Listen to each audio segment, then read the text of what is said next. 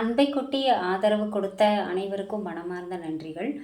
Audience பற்றி பேசி பழகுன எனக்கு இது கொஞ்சம் டிஃப்ரெண்ட்டாக இருக்குங்க. 6லிருந்து 65 வரை ஸ்ட்ரென்த்து நான் என்ன பண்ணியிருக்கேன், கிளாஸ் ரூமில் ஹேண்டில் பண்ணியிருக்கேங்க.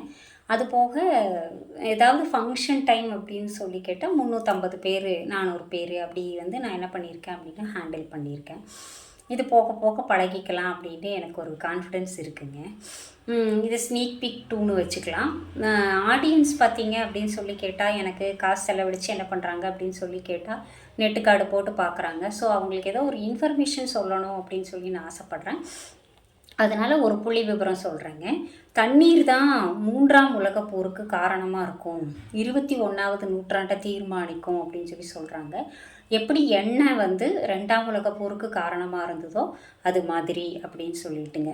இப்போ இந்த தண்ணீரை பற்றி நம்ம பேசும் பொழுதுங்க, நம்மளோட முன்னோர்கள் அடிக்கடி நீங்கள் இந்த இதை கேள்விப்பட்டிருப்பீங்க, முன்னோர்கள் ஒன்றும் முட்டாள் இல்லை அப்படின்னு சொல்லிட்டு கேள்விப்பட்டிருப்பீங்க.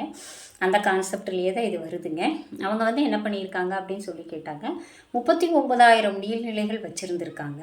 இந்த நீர்நிலைகளில் 34 நதிகள் இருந்திருக்குங்க, 2 லட்சம் ஓடைகள் இருந்திருக்கு. அதையே குளம், குட்டை, கண்மாய் வழியாக என்ன பண்ணியிருக்காங்க அப்படின்னு சொல்லி கேட்டால் மேனேஜ் பண்ணியிருக்காங்க. ஒன்றுக்கு ஒன்று ரொம்பிருச்சு அப்படின்னு சொல்லி கேட்டால் அதை அடுத்த இதுக்கு அனுப்புறதுக்கு அது அவங்களுக்கு என்னவாக இருந்திருக்கு அப்படின்னு சொல்லி கேட்டால் உபயோகமாக இருந்திருக்குங்க. இதில் நம்ம இன்னும் தெரிஞ்சுக்க வேண்டிய விஷயம் என்ன அப்படின்னு சொல்லி கேட்டால், இந்த பூமி மனிதர்களுக்காக அமைஞ்சது கிடையாதுங்க, எல்லா உயிரினங்களுக்கும் சேர்ந்தது தான் இந்த பூமி. இதில் 1.7 மில்லியன் டிஸ்கிரைப்டு க்ரீச்சர்ஸ் இருக்குங்க, 7.7 மில்லியன் அனிமல் ஸ்பைசஸ் கண்டுபிடிச்சிருக்காங்க. இதில் மனுஷங்களும் ஒன்று. ஸோ நம்ம என்ன பண்ணணும் அப்படின்னு சொல்லி கேட்டாங்க, அனைத்து உயிரினங்களுக்கும் நம்ம முக்கியத்துவம் கொடுத்துட்டு தான் மனிதர்கள் வாழ்க்கையை நடத்தணும் அப்படின்னு இதிலேருந்து நான் தெரிவிச்சுக்க விரும்புகிறேன்.